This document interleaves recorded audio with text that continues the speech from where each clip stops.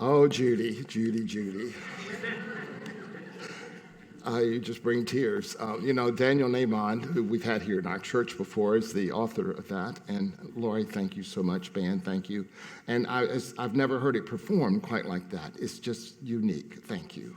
And I loved it. When I was sitting there, I was thinking, yeah, that's why I love serving a community like this.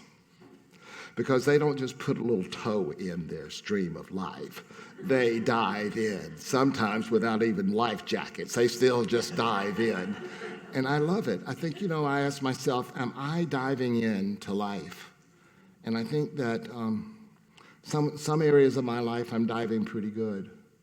And again, it's like that first song. It's like, yeah, I surrender some of it. But this is really, Spirit calls us to surrender it all and to totally dive in. And when we dive in, what we put in there, we get back. And sometimes we go to the stream of life, the stream of abundance, the stream of life, and we just put our big toe in, or just kind of a little bit. But one of the questions you might ask yourself this morning is, am I really diving into life? I'm living life fully.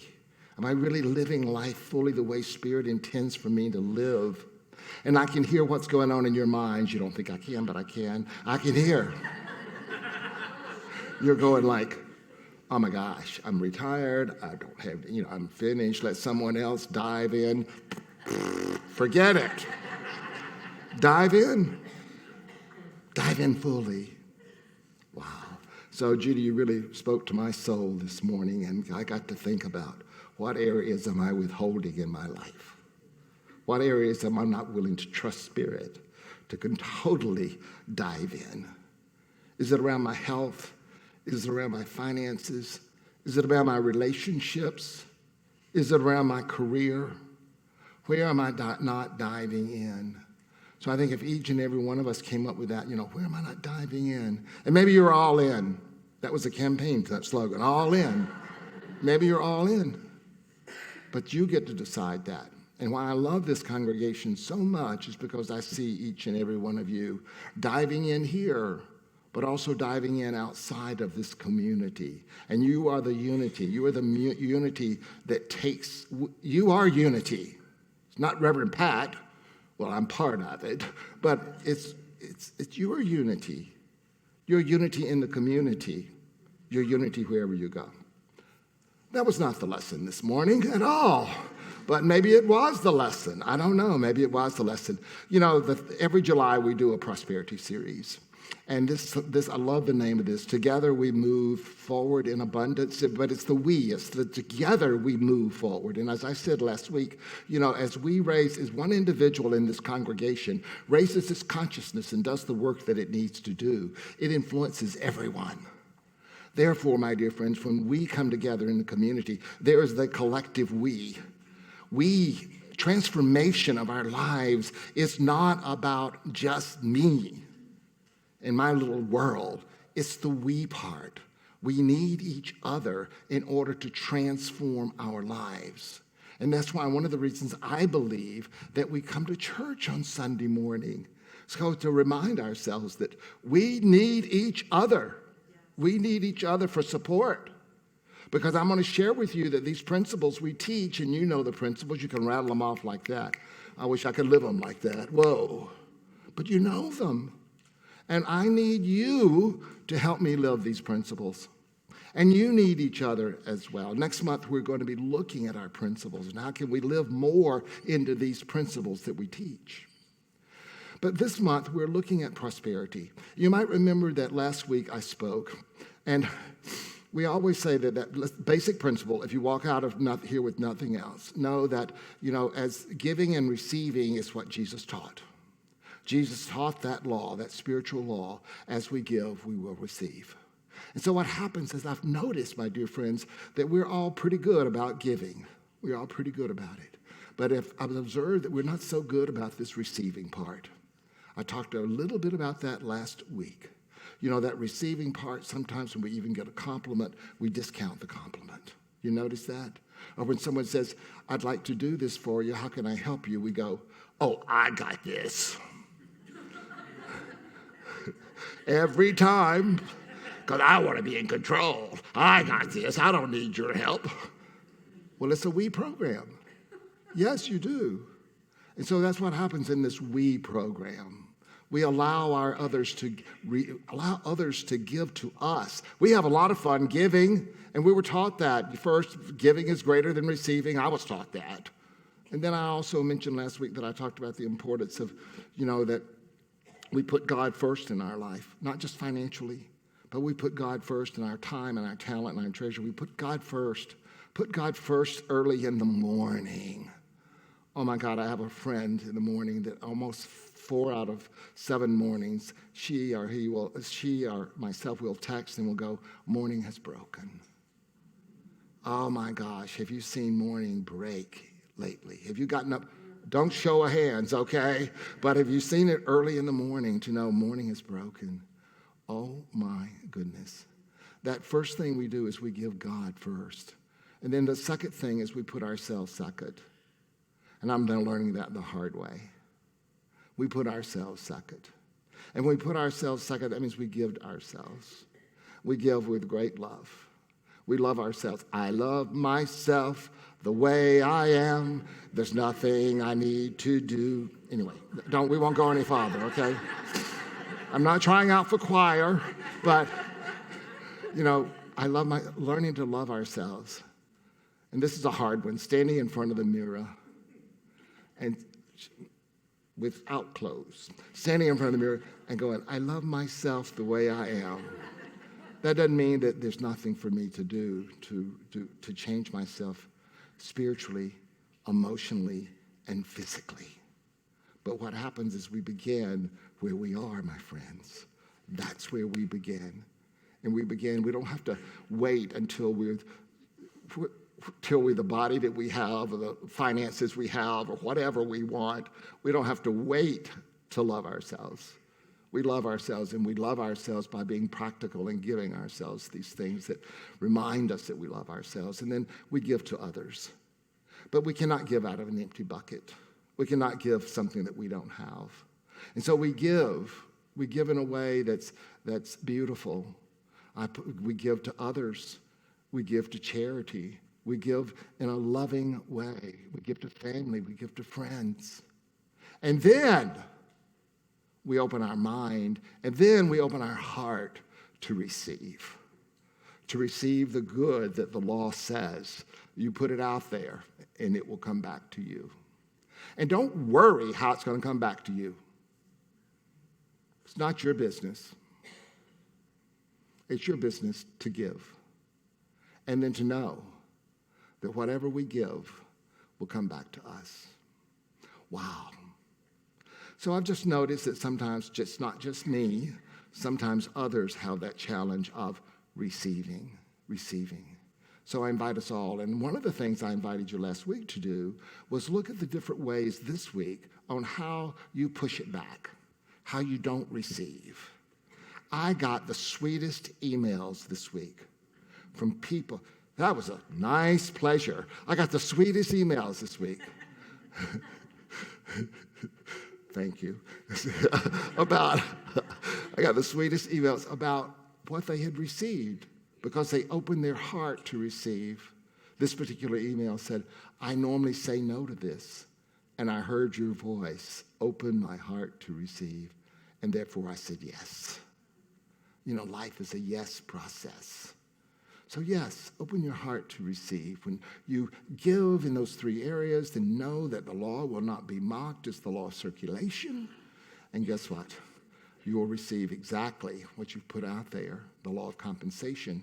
But at the same time, we have to be open to receiving the things and the good that we put out there. It's like Jesus said, we will sow, but we may not reap in the same field. We will sow in fields that we love, our family, our friends, and we give, and we go, well, why aren't they giving back? It's none of your business. You'll get it back. You'll come back in different ways, as long as we open our hearts and open our minds to see it. the scripture that's been on my mind this week, and it's just been, you know how it won't let you go? So, well, somebody does. That would be me. Oh, let's see if I can unglue my notes from here. I hide sometimes my notes in the Bible, you know. If you ever want someone not to find anything, put it in your Bible.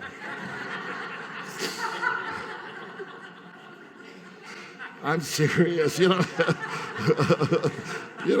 I don't know that might not work at your house. It'd probably work at mine. So this is, you remember the story of the wedding of Cana? You know, and those of you that grew up in a more traditional church remembers that this was referred to as Jesus' first miracle. Miracles, that's a whole different conversation. I don't know if I believe in miracles sometimes the way we teach it, or not the way we teach it, but the way the world teaches it. And so we'll start this way. I won't get into that right now. The next day, Jesus' mother, this is coming from the second chapter of John. The next day, Jesus' mother was a guest at a wedding celebration in the village of Cana in Galilee. Jesus and his disciples were also invited to the celebration. The wine supply ran out during the festivities.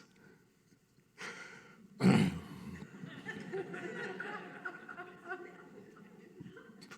I read that, I had several thoughts. The wine supply ran out during the festivities. So Jesus' mother spoke to him about the problem. They have no more wine. So she said, they have no more wine. How does that concern you and me? Jesus asked. My time has not yet come. But his mother told the servants, do whatever he tells you. 6 stone water pots were standing there, and they were used for Jewish ceremonial purposes, and they held 20 to 30 gallons each. Jesus told his servants, fill the jars with water. And when the jars had been filled to the brim, he said, dip some of it and take it to the master of ceremonies. So they followed his instructions. And when the master of ceremonies tasted the water that was now wine, not knowing where it had come from, though of course the servants knew, he called his bridegroom over. Usually a host serves the best wine first. You know, while everybody's still sober, I guess. He usually serves the best wine first. And then everyone is full and doesn't care. He brings out the less expensive wine. But you have kept the best until now. I want you to notice something in this reading. You know, the jars in this reading, these 6 jars, they represent our consciousness. Our consciousness. They represent thoughts. They represent beliefs, they represent expectations, and they represent openness. I want you to also notice that Jesus says, fill the jars. And he just didn't say fill the jars. He said, how did he say? Fill it to the brim. Fill those jars to the brim. You know? And then This so much is not about a miracle for me. This is more about aligning with divine law. And when my consciousness aligns with the consciousness of spirit, things happen quickly. Have you noticed that? Have you noticed sometimes what we perceive as a miracle, it really happens within divine law? And I believe that Jesus is here demonstrating that spirit of his been aligned with divine law. Also, can you imagine those servants that fill the pots, and they're thinking, what in the world am I doing filling pots with water? They didn't know. But spirit, transformation, that water was turned to wine. Our job here, I believe, is not to create the abundance. God does that. Source does that. Our job is to fill the jars. To fill the jars, not just halfway, but to fill the jars to the brim. So I asked this morning, what do you have in your jars this morning? What do you have in your consciousness this morning? How is it full? And what is it full of? Sometimes my jars can be filled with fear or doubt or past forgiveness that I need to do, or past disappointments, or old beliefs that I know that do not work, and yet I keep doing the same thing over and over again, expecting different results. That's what sometimes my jars are full of. Sometimes they are full of this belief system that is, I'm not enough, or there is not enough, or I'm too late. My friends, we know that this is consciousness. This is collective consciousness. And whatever we have in our consciousness is going to manifest. And whatever our jars, we need to fill them every day. Fill the jars, not just halfway, but to the brim. And when we fill it to the brim, then transformation begins to happen. It happens through our thoughts, our words, and our feelings. Yes, the story at Cana is really important to me. And the one thing, my good friends, the one thing for me, the lesson for me, is to be careful what I have in my jars and fill it with good, absolute good. Myrtle Fillmore knew that. Myrtle Fillmore, co-founder of our Unity movement. She knew as she went through her healing process that God is always present, and that 100% of God she needed. 100% she got in touch with that God. And as a result of that, she had a healing. She had a healing. So she knew first that God was always present. Catherine Ponder, in her book, Open Your Mind to Receive, she says, expect your good. She didn't say exactly to focus on what you wanted, but she said to expect your good. And I think sometimes that's really a challenge for us to expect our good when everything is going not the way we want. This morning, one of the readings that I do in my daily readings is Science of Mind magazine. It's a wonderful magazine, Science of Mind. And this morning, on Sunday, as I wrote my talk last night, this is what the word is: always expect more good. That was a sign. Am I expecting more good? Ernest Holmes, the founder of religious science, says, expectancy speeds process. Expectancy speeds progress. Therefore, live in a continual state of expectancy. Don't you love that? No matter how much good you are experiencing today, expect greater good tomorrow. Try this magic of expectancy, and you will soon discover a dramatic side of your work, a dynamite side of your work that gives full vent to constructive feeling. When we expect the good, we have a tendency to receive what we expect in our life. He goes on in this reading, we are much more likely to experience a desired outcome if we expect that outcome to manifest. When we expect something good to happen, our thoughts and feelings and actions tend to align with our expectations. Expect the good in your life. Mr. Hollowell, Raymond Hollowell, in his wonderful book, Working with the Law, he talks about the power of appreciation.